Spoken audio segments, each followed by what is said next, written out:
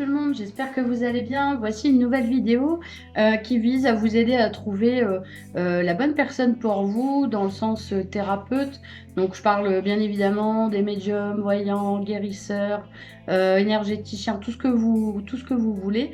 Alors c'est vrai qu'il y a quelques années, je vous avais fait une vidéo justement sur comment choisir un bon professionnel.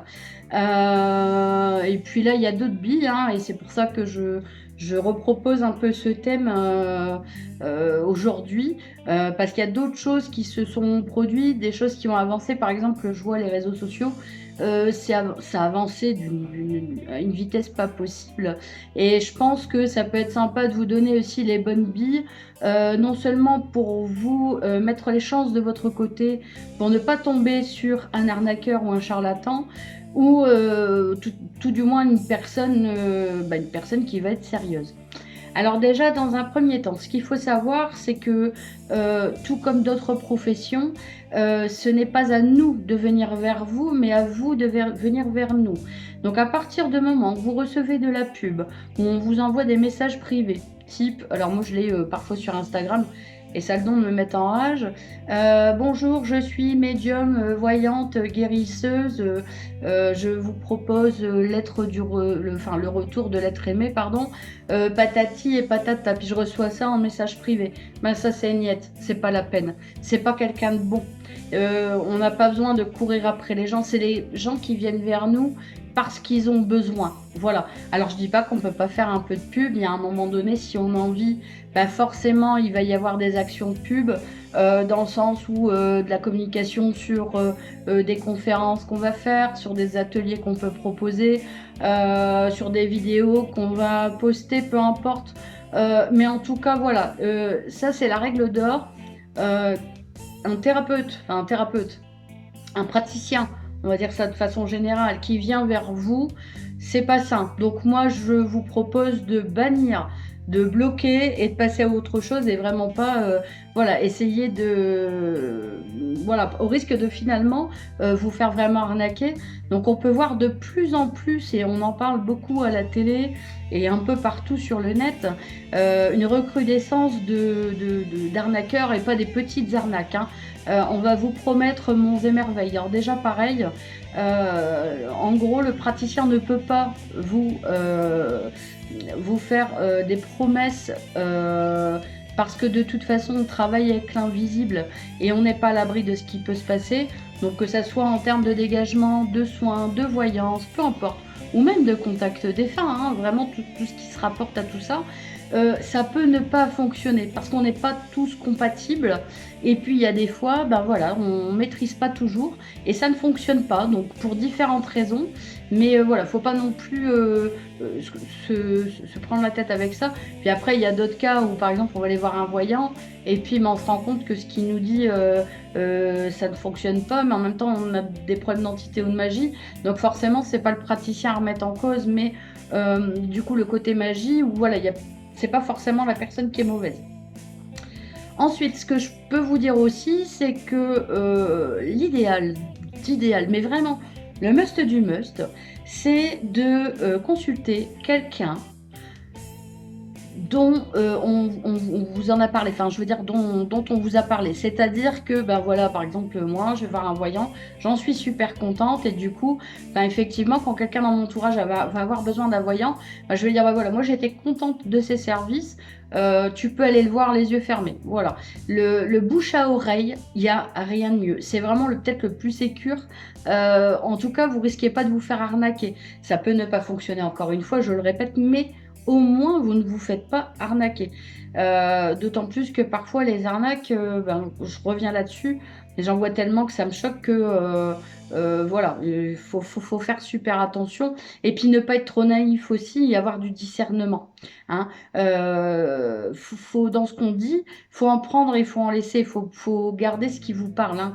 Finalement, bon, ça vous dédouane pas. Il y a un moment, quand on vous donne des conseils pour vous avancer, si vous les faites pas, on n'a rien sans rien. Mais c'est important de pouvoir s'écouter. Ensuite, il y a un profil aussi qui est à éviter et à bannir aussi. Et ça, je l'ai vu de mes yeux, je l'ai vécu sur ma page professionnelle, et je le vois aussi sur d'autres pages professionnelles. Quand un praticien se permet tout simplement de faire la pub chez l'autre, chez le voisin, c'est pareil, c'est à bannir parce que pour moi, ça en dit long sur la personne, sur ses intentions. Ça montre que c'est quelqu'un qui n'est pas respectueux. Donc étant donné qu'elle n'est pas respectueuse, vis-à-vis de ses collègues praticiens, comment pourrait-elle avoir du respect pour vous? Et puis enfin, il y a un moment donné, c'est pas sain, quoi. Donc ça, c'est aussi un petit truc qui doit vous montrer que la personne n'est pas spécialement sérieuse en tout cas. Et du coup, on peut se poser la question effectivement sur les services qu'elle propose et ou alors le suivi que vous avez, hein, la qualité, on va dire, du service. Donc ça, c'est super important. Après, attention aux offres un peu trop alléchantes de base où on vous promet tout pour presque rien, mais par contre ce qu'on vous dit pas c'est que vous repayez derrière et vous repayez, puis on vous dit que ça marche, enfin ça fonctionne mais il manque un truc, vous voyez, c'est toutes des petites choses qui vous permettent finalement de voir clair, qui vous permet de vous dire ah bah tiens là je vais peut-être éviter.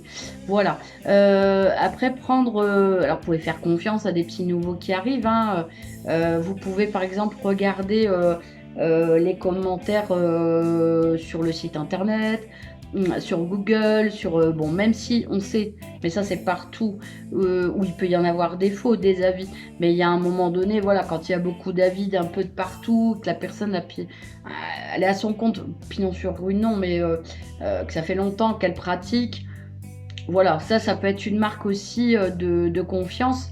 Par exemple, moi je sais que parfois j'ai besoin d'aide aussi à mon tour, donc je vais consulter. Je connais un guérisseur qui fait ça depuis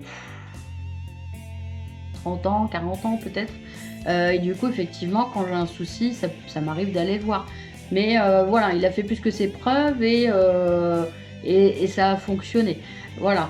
Et après, je voudrais revenir aussi sur une chose qu'à un moment donné, il faut dire aussi, on ne peut pas se permettre en tant que praticien dans l'ésotérisme, hein, donc vraiment dans tout, de vous dire à un moment donné de vous garantir le résultat. Pourquoi? Parce que on travaille avec l'énergie, avec l'invisible, dans tous les cas, que ce soit les énergies, ou que ce soit des défunts, ou peu importe, et il peut arriver que ça ne fonctionne pas. Donc pour différentes raisons, donc comme je disais tout à l'heure, ça peut être de la magie, ça peut être parce que c'est pas le moment, tout simplement, d'avoir ces informations-là, parce que c'est pas forcément bon pour vous, plein de choses comme ça. Qui font que voilà, ça peut ne pas marcher aussi. Donc voilà, encore une fois, il ne faut pas se formaliser. Le tout, c'est de faire en sorte que effectivement vous soyez à l'abri. Alors déjà d'une première partie où c'est vraiment des grosses arnaques où vous pouvez perdre énormément d'argent. Et de toute façon, quand il y a du retour à l'amour et des choses comme ça, donc il y a deux solutions, ça marche pas et du coup on va vous demander plein d'argent, ou alors ça va marcher mais du coup on rentre dans la magie noire, et attention parce que le retour, je vous le rappelle bien, vous l'aurez. Voilà, je pense avoir fait le tour de ça. Après, n'hésitez pas à me poser des questions aussi, hein, parce que je pense peut-être pas à tout. Et puis moi, j'y répondrai avec grand plaisir. Et alors, je ne sais pas comment je vais faire, mais voilà. J'ai participé à une interview l'année dernière d'un ami enquêteur à moi, qui avait fait une sacrée enquête où il y a une histoire derrière, etc., etc. Donc je vous permets enfin je me permets, pas je vous permets, non je vous permets d'aller la voir, c'est sûr. Non mais je me permets de vous mettre le lien sous la vidéo. Si je le peux, je le ferai sur la vidéo aussi, mais bon, je suis pas... moi la technologie c'est pas encore ça, ça vient mais tout doucement. Donc si vous êtes féru de paranormal et que vous aimez ça, etc., c'est le moment d'aller la voir. D'autant plus que la deuxième partie va bientôt arriver, donc et pareil, hein, sous la vidéo, quand cette vidéo justement sortira, et ça sera le moment pour moi de du coup de vous le notifier, comme ça vous pourrez les voir. Donc c'est Ludwig RCP, un enquêteur qui a d'ailleurs toute ma confiance, avec qui j'ai travaillé. Si vous êtes féru d'enquêtes paranormales et que vous aimez des enquêtes de qualité, vous pouvez y aller parce que il n'y a pas de fake. C'est des choses qui sont réellement vécues. C'est quelqu'un qui a une très bonne analyse aussi de ce qu'il fait. Donc voilà, c'était, comment dire, on parlait d'arnaques, etc. Puis Dieu sait que dans le paranormal, il y en a plein aussi. Mais c'est ma façon aussi à moi de vous dire, bah voilà, il y a quand même des gens sérieux. Moi, j'en connais.